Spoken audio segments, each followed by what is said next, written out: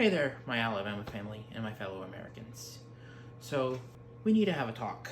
These are trying times, or troubling times, and so I offer grace, peace, and courage to you. And I'm going to use a little bit of faith-based kind of language in this video because I think that's what's needed in the moment. I don't usually communicate like that explicitly, but part of it is I think that we should acknowledge that in this state and in this country, we're a family, and at least in the Christian church that I go to, and the Christian churches that I've been at, there's a strong tradition of calling each other brothers and sisters. So I'll refer to you like that today. I'll call you family, brothers, sisters, neighbors. Now, if that's weird to you, sorry, but sometimes you're part of a family whether you want to be or not. So I wrote a letter, and I think that's what was needed for this moment, because letters are sometimes the truest form of conscience that we can express. It is pouring out our heart, but also backing it up. So I put that on Substack, but it's pretty long for some people.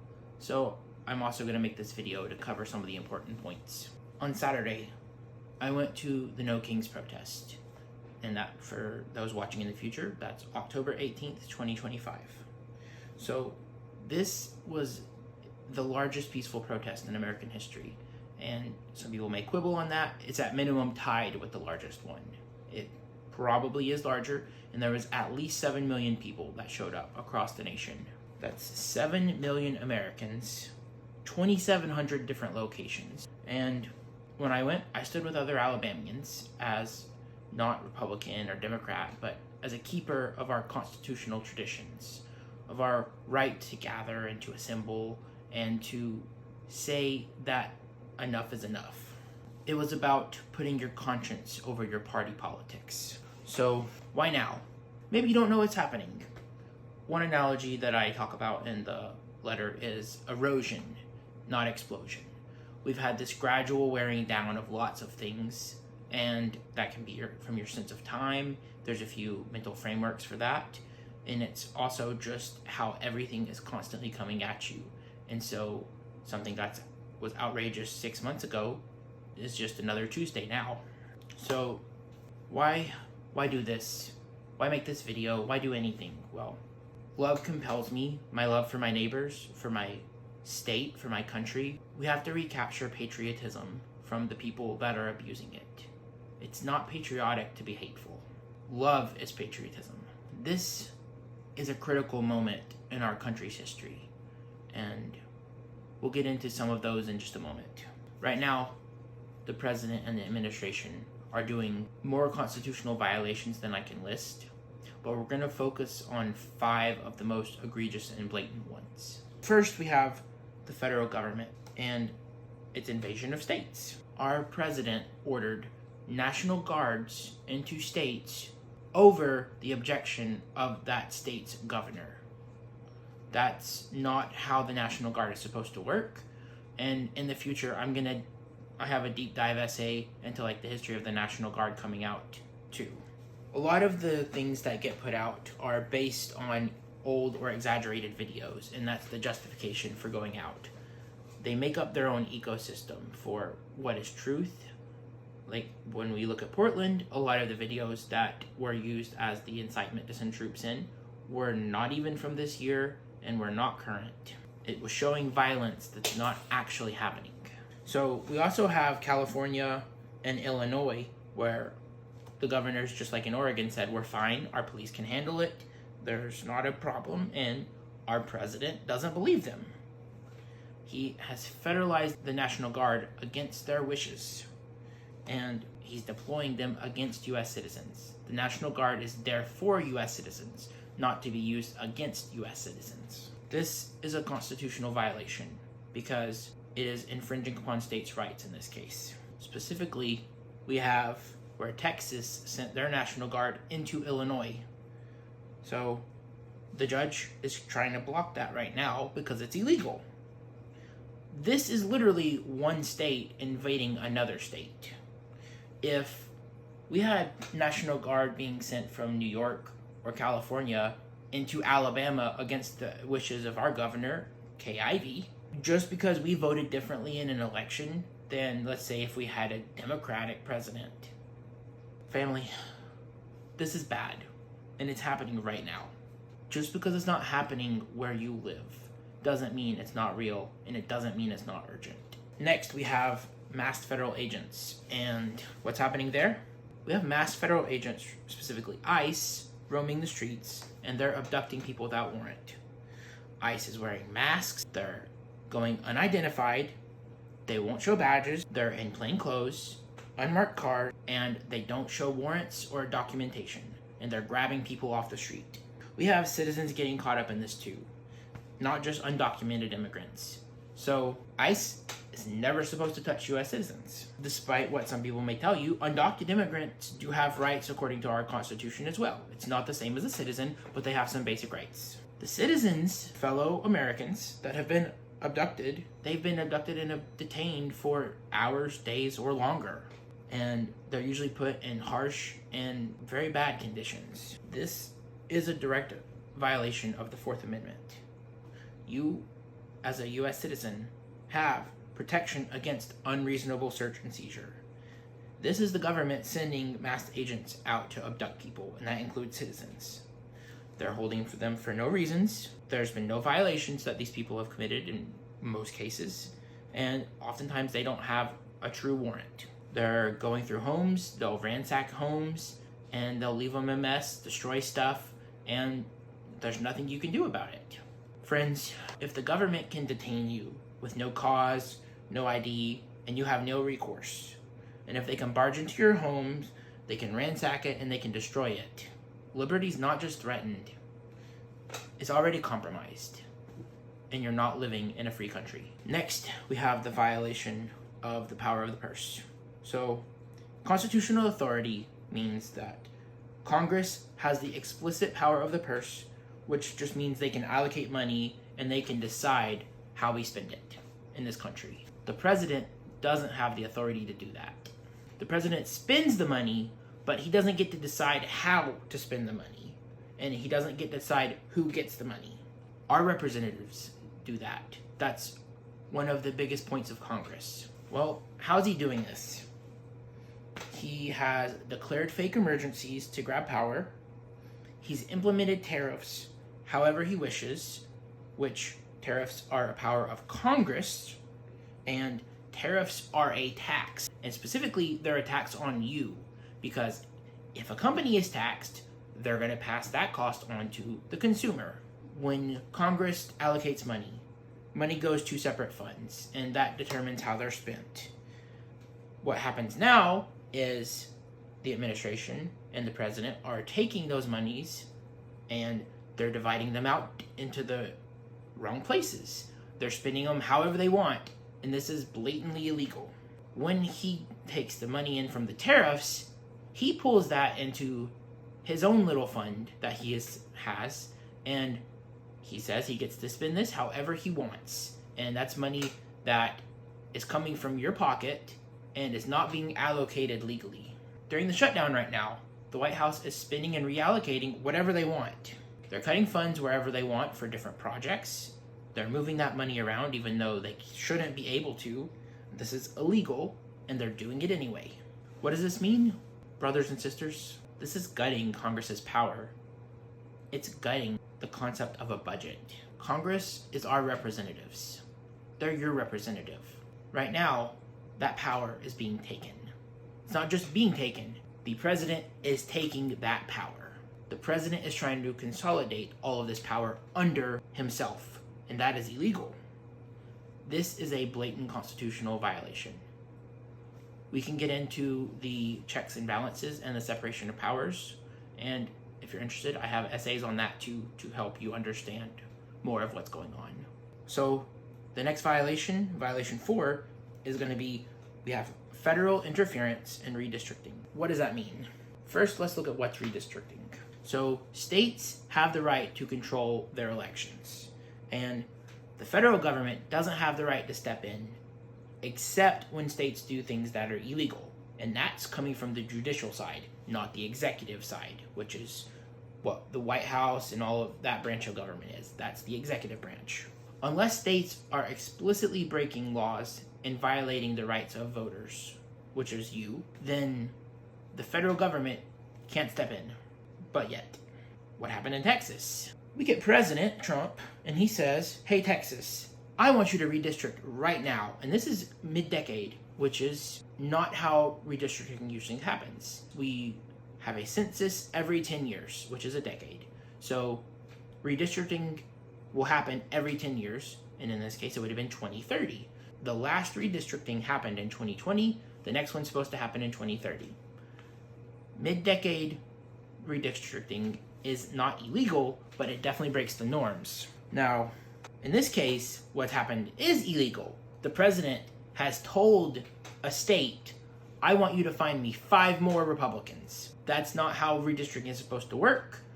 Redistricting is supposed to fairly divide up a state to give representation to people. Now we know states and places don't do that, and that's a practice called gerrymandering. So what does this mean when the president tells a state, you do this? So you're drawing district lines on where people are voting, and it's going to change the representation. This is the people in power picking who gets to vote for who, not the people, you, me, everybody else getting to pick who goes into power. So Texas is going to draw these lines, and they're going to heavily favor Republicans. And it is literally designed using statistical methods to give them 5 more seats in Congress in the next election. Family, the federal government telling you in your state what to do for voting districts when there is no laws being broken is illegal. The president should not be able to interfere in states' rights and how we run our elections. The president doesn't get to decide how we district our states. Now, other states are being pressured to do that too. The last violation I want to talk about is Alabama specific. And we're getting our medical research cut. How's this happening? So, Alabama gets research grants from the NIH through UAB. UAB is the biggest employer in our state. And so, it's not just cutting, but gutting the NIH funding and the research grants that UAB gets. This money was already allocated by Congress. So you could say, oh, well, they didn't get it awarded, but they did. They were promised this money. And then the president said, no, you can't have it. This is also a violation of the power of the purse of Congress. And it's not a direct constitutional violation all on its own with another category, but it's still part of that. But this one's very important for Alabama and for you. So this is going to gut UAB's funding. And we've even had one of our representatives go to UAB alarmed, and that's Terry Sewell. So here's why I'm upset, and you should be too. First, it is the constitutional violation in the power of the purse instance for money that's already been promised. So when you make a deal or a contract, you promise, you get the thing. Somebody else doesn't get to come in and say, no, you can't have it. But more importantly, this is about life-saving treatments for people. This is about our future. Cancer, Alzheimer's, heart disease, diabetes. All of these things are stuff that's going to be affected. And you're going to lose your right to treatment on these. Maybe not right now, but it's going to be impacted. The cuts to these fundings will prevent medical breakthroughs, they'll prevent treatment, and they're taking away your right to treatment. So that's 5 of the many violations that they're committing right now. Family, do you know what time it is? All of this calls me to speak out, and I'm not doing this as a Democrat or a Republican. I'm an independent, and I'm a son of Alabama. I'm your brother in Christ, and I'm your neighbor and your fellow American. This isn't about party. I don't care if you have a D or an R next to your name. You should care about this. If the president right now was a Democrat and was doing all this, I'd still be speaking out. The problem and the point of this is it's breaking the Constitution. I would ask the same questions of any time. Is the president following the Constitution? Usually the answer is yes. Right now, the answer is no. If Biden had broke the rules, I would be making this kind of video in letter 2 because no president should do this. No president has the right to do this, and it is not legal for them to do this. Right now, the stakes are very high. We're in a serious crisis in our country right now. If we don't speak up now, we may not have the free democracy that we've taken for granted. All of the institutions that we rely on are breaking down. The gospel teaches, love your neighbor. So, I'm not staying silent while harm is coming. We should labor for the well-being, mind, body, and soul for our neighbor or our family. Because we are a family, dysfunctional or not. Loving a country means defending the promises. It means standing up for it. It's not just admiring the history or castigating the history. It's what you do. So, in this video, I'm using affectionate language on purpose for you because you're my friends, you're my family, you're my neighbors, you're my brothers and sisters, if not in Christ, at least in democracy. So, we have a shared faith of what this country means and what our purpose is. I am claiming kinship with you and the shared responsibility that we have. You matter to me, all of you, whether we disagree or not. Now, some of you I have some problems with, especially if you're backing up this administration that's doing illegal things and you know that what they're doing. Now, some of you, life's busy. It's easy to miss what's happening. So that's why I'm making this video, to help out with that. Our lives and our freedom are intertwined in this moment. You need to be able to know what's happening and then stand up. We're not facing a sudden cataclysm. It's one more piece of sand every time. Sometimes it's a rock. This is steadily undermining our founders' vision for our country and the promise and ideal that we have held on to for America as this shining city on a hill and bastion of freedom and democracy. The night's here. It's gone pretty far already. And as we look at Romans 13, dawn is near. So we need to be ready. If you love this community like I do, and I hope you do, it's time to stand up. What can you do right now? Well, there's 4 actions you can take. You can contact your representatives. Doesn't matter what party they are, they still represent you. Demand defense of checks and balances, state sovereignty, and constitutional order. 2, seek out truthful and evidence-based news. I have a saying for this, and it's measure, don't assume. 3, remember, progress is not automatic, but decline isn't an inevitable fact either.